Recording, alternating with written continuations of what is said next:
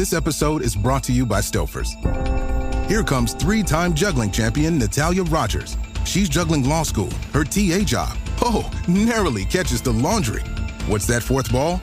Parents unexpectedly showed up at dinner time? Is that too much for Natalia? Not with Stouffer's Chicken Alfredo and its mouth-watering mix of Asiago, Romano, and Parmesan. When you're juggling four things at once and the clock strikes dinner, think Stouffer's.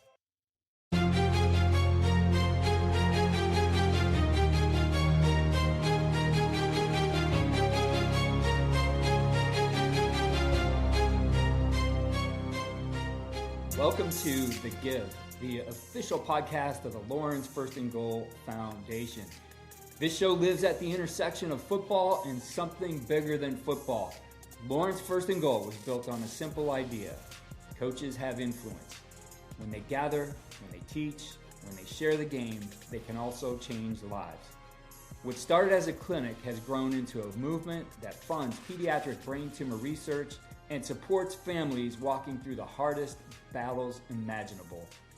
The Give tells that story. On this podcast, you'll hear from coaches who teach the game at the highest levels.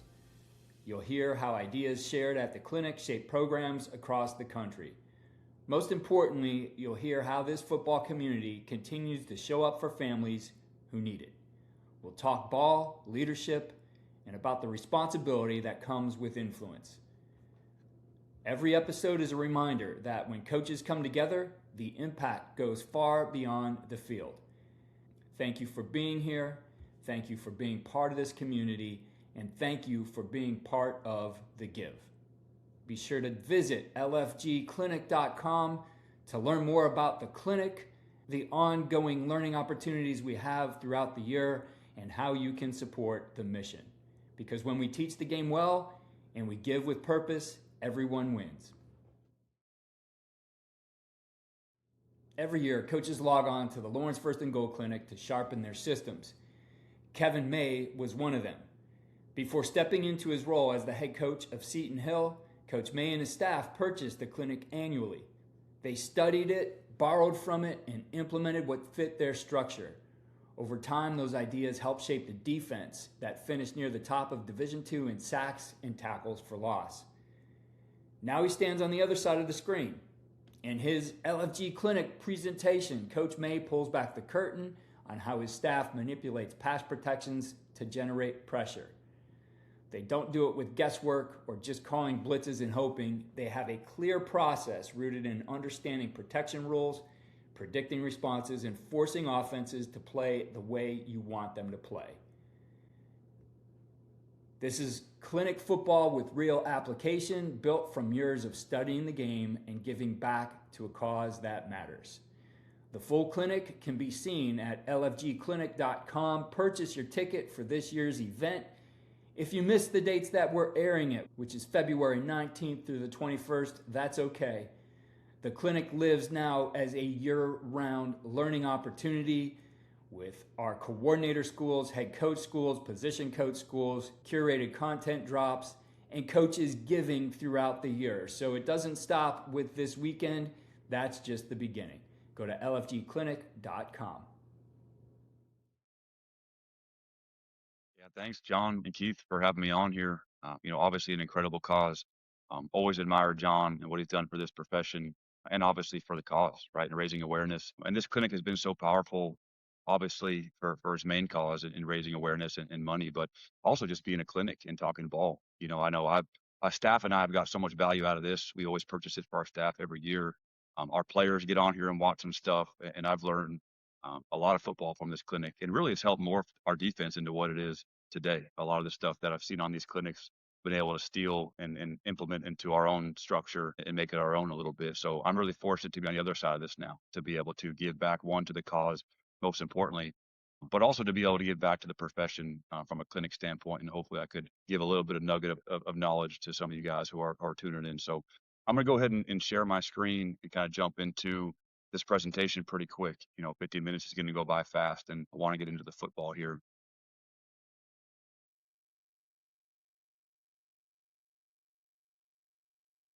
All right, so I'm going to talk to you guys about manipulating protections, right? And generating pressure by manipulating protections. I'm Kevin May. I'm the head football coach at Seton Hill University. This is my first season as the head coach here. I've been the defensive coordinator here since 2019.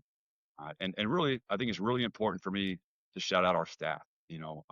My name's on this thing, but our staff is awesome. And really, over the last several years, they've really helped build this defense and groom our players and our culture to what it is today. So Ross Figner, he's our defensive coordinator. He's our defensive line coach and our toughness coordinator. Coach Figner and I have worked together for probably a decade now, even before Seton Hill, and he's a huge part of why this thing goes right. He's a huge driver of our culture and what he expects from our players in this program. And he's a detailed D-line coach and brings out the best of our players. But he's hugely involved in our scheme. He and I see eye to eye. We've been doing this long enough by now where we really bring the same game plans to the table. And a lot of the stuff that I'm going to talk to you about, he's the mastermind of or helped create. Just an instrumental part of what we do. Great human being, great football coach, one of the best I've been around in everything he does. Jonathan Burrell, he's our DB coach. I've had the pleasure of working with John for the last 2 years. He joined us 2 years ago, coaches our defensive backs. He's our special teams coordinator. He's our takeaway coordinator. Another great human being. He helps really with the spiritual side of our team, especially the DBs. Our kids play really, really hard for him. He's a technician. We're pretty simple coverage-wise. He gets the best out of those guys, and he's a jack of all trades. He does whatever you need in the program. He's a selfless human being and does an awesome job for us. Can't say enough good things about him. And then Matt Wilwall joined our program this last year, his first year with us. He just finished playing. He coaches our flex linebackers. He's also our block destruction coordinator. Really bright young coach, eager to learn, awesome recruiter, and a technician of the game. He drew our guys tremendously in the 1 year he's been with us so far. So great staff that they all really help to make this thing go. All right, so just a little bit of stats to validate some of the stuff we're going to talk about. I'm not a big stat guy or anything like that, but we led the conference in sacks and TFLs by far. We were second in the country in sacks. I think we had 41 or 42 sacks or something like that. We were 12th in the country in TFLs. And there's not, Division II doesn't track a QB hurries or pressure rate, but I'd imagine we'd be pretty high in those categories as well. So just some validity to the stuff we're doing, produces some results in our conference and in our country. So just talking about our process, right? When we're looking at how to manipulate pass protection to get pressure, there has to be a process. And the way I think about it, I've been a special teams coordinator, and I think about it is if you were a special teams coordinator, right, and your head coach said, if you don't block a punt this week, you're going to be fired, right? Well, if you have to block a punt to save your job, you're not just going to say, oh, I'm going to bring a field punt block or a boundary punt block or an interior punt block, right? You're not just going to say, well, I'll put my best guys out there and just win one-on-ones. Now, you're probably going to use your best guys, but if your job depends on blocking a punt, you better study that punt, right? You better look at the protection of the punt scheme you're facing. You better find out who was the inventor of that punt protection scheme. What are their rules? Are they a zone side, man side? What's their count system? You better figure out what their rules are. And once you crack the code of what their rules are, then you better know how to manipulate it so you could use those rules to your advantage so you get somebody free. Now, you have to work on the mechanics of blocking the punt when you get there, but you're going to do whatever you can to get somebody free and not just arbitrarily call field boundary, interior pressures, and just hope. And, maybe it works sometimes, maybe it doesn't. But if you're going to save your job with a punt block, you're going to do whatever you can to learn the punt protection scheme. You're going to do it the right way. So that's how we do things when we look at pass protection, right? And really in the run game too. But our process is first, we're going to understand the basic rules of pass protection, all right? We're going to kind of translate it to our defensive terminology and find out the simplest way we could tell our kids and our staff what the rules of pass protection are so we can manipulate them, all right? So I'm going to talk in our terminology, right? There's going to be O-line guys that say that's not how we say things. That's fine. I'm going to talk about how we break things down and how we talk on our staff and with our team, all right? So obviously we're going to talk about the man side versus the slide side, right? Which side is which? We're going to talk about if it's a slide team, the last man of the slide has to come back with anyone crossing his face. Just a base rule. I'll break all this down in more detail here in a minute. All right. We talk about here, especially in big on big, right? Man protection. The offensive line work on passing off stunts all the time. Right. The running back and the O-line do not. Right? The O-line talk about what are the angles of stunts? What gives away stunts? Like, how do I alert stunts are coming pre-snap and post-snap? They do that in Indy. They talk about it in film. They do it all the time. But the running back is rarely involved in that. Right? And that's something to consider. The O-line and running back do not pass off a lot of stunts. We talk about who do they want to be in pass protection. What kind of pass protection operation do they want to be if they could choose, right? Do they want to be a big on big team? Do they want to be a slide operation? What do they want to be more often than not, right? And then do they always slide away from the running back, or do they do what we call cross country, right? The running back comes back and the slide's really going to where the back started instead of away from the back. Things to consider there. And then once the protection is set, do they stay in that protection? Do they try to change it, right? So if you stem or move, are they just, hey, we're set, we're leaving it, we're going to deal with it? Or do they try to change on the fly to get in the best protection they can, all right? And our goal, right, we want to get them to be who they want to be, right? If they want to be a big on big team versus certain fronts, we're going to make them be a big on big team. If they want to be a slide operation, whether it's full slide or half slide, we're going to make them be that slide operation. And then knowing their rules, we're going to exploit it, all right? So we're going to present fronts that you could predict the way they're going to protect. And then from that picture, when we know the protection, we're going to find a way to get a free hitter, right? Whether that's manipulating the slide rules, getting 2-on-1 on the running back somehow, picks, etc. Right? It's not good enough for us just to say, oh, we got a 1-on-1, right? You got to be pretty dang good to win 1-on-1s more often than not. And I think it's really, really important where we've really grown as coaches here. You have to have rules built in to account for all protections, right? So if you think it's going to be big on big, but it's slide, right? If you think it's going to be full slide, but it's big on big, you have to have if this, then that.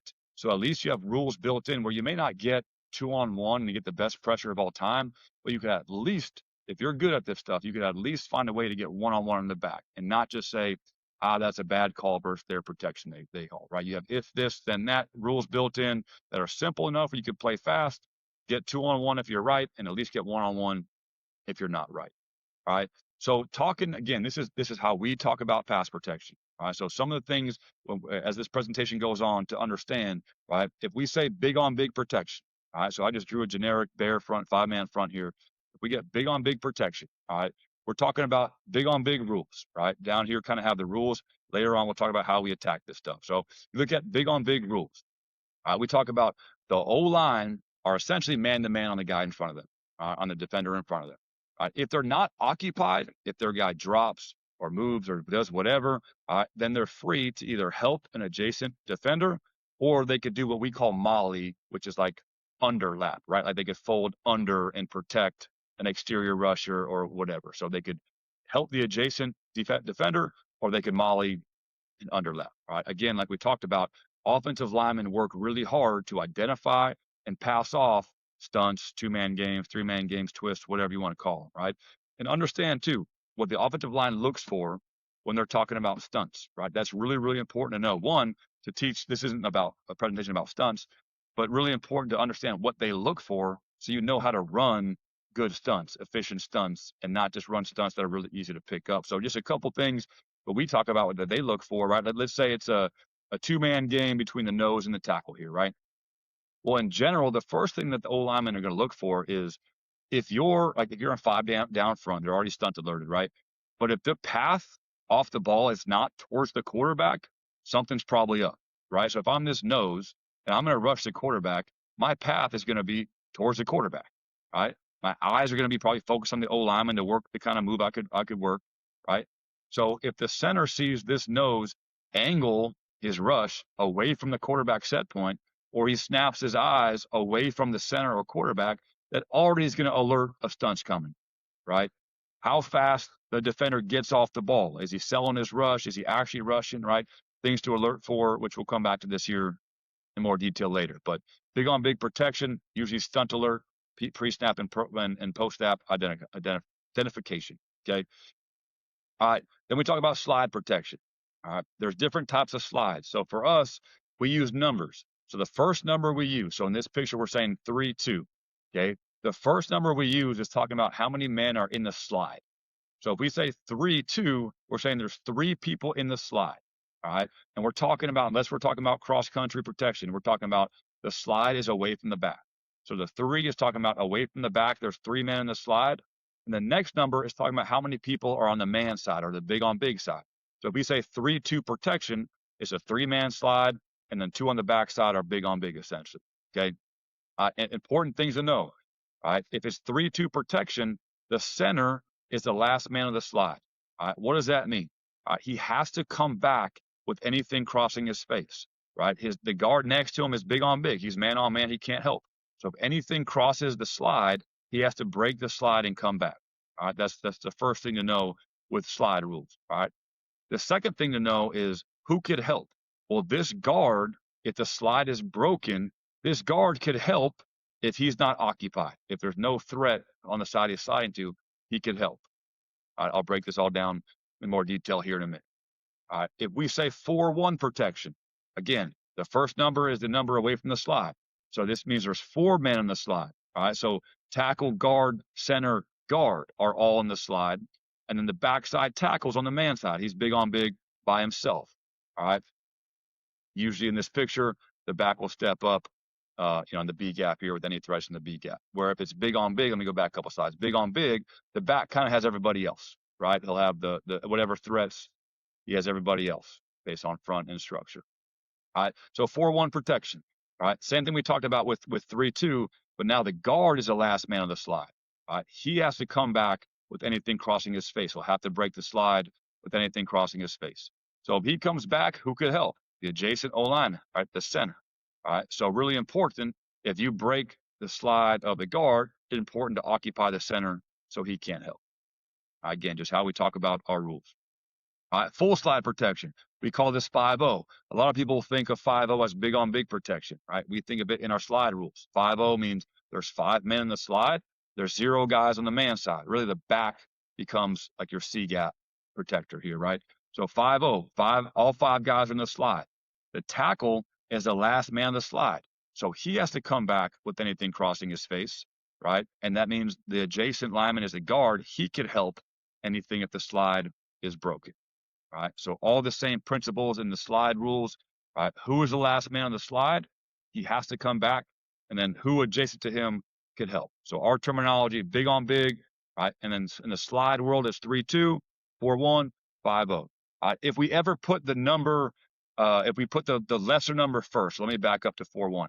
If we said 1-4, right? All we're saying is the back cross country, all right, to really make 4-1 protection, but it lets us know the back started on the slide side and came across. So we could say 1-4, 0-5, 2-3, that just tells us it's cross-country protection as we break it down.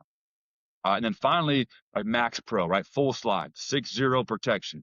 So now all 5 linemen and the tight end are in the slide. So now the tight end is the last man of the slide. He has to come back with anything crossing his face. Important to know, tight ends could mess this up, right? They don't practice this a whole lot. They don't see the variety of fronts. They don't always understand the rules as much. So they could be the ones potentially to mess this thing up, which you have to have rules accounting for as you get there. All right, same idea though. If he gets pulled out, the adjacent O-lineman, which is the tackle in this case, is the one that could help. All right, that's how we see pass pro, how we see rules. All right, let's talk about how we attack pass protection then. Okay, so for us, going back to big on big protection, how do we attack big on big protection? All right, well, the first thing you could do, right, you could make the O-line and running back pass off stunts. All right, we'll get into how we do that in a second. You can make the back find the free rusher, try to occupy him with some window dressing and bring exterior pressure. All right, you get one-on-one with the back pretty quick, and then also run, 2 or 3 man games. That's not guaranteed to get a guy free, but that's pretty fast pressure in the quarterback. Important when you're talking about what stunts to run, it's important to know how the O-linemen's set, right? Do they set on the same level? Are they wide setters? Do they set on different levels? That helps you know what 2-man games are on, a TE game, an ET game, an NT game. Like what stunts do you want to run? What's good versus the depth that they set? Are they square shoulders? Do they turn their shoulders? Different conversation, but in the stunt world, things we look for. All right, and then one of my favorite ones, fake a bad stunt and return. We'll talk about that, and I'll show you what it looks like. All right, that's faster than a coffee house. I'm not a fan of coffee house stuff. It's going to come home. It's going to be free, but it takes way too long. Like to step out and then redirect and come home, it takes way too long to get there, even though it's probably going to be free. I can get a lot of sacks off that, in my opinion. Coach May's session is more than a clinic on pressure. It's a reminder of what makes Lawrence First and Goal Clinic different. We have real coaches, systems, and real results that they're willing to share in the spirit of the give. Detailed football that can reshape your program. Join us at the 2026 Lawrence First and Goal Clinic to study the game and support the cause. Bring something back to your staff that makes the difference on and off the field. Go to lfgclinic.com. The link is in the show notes.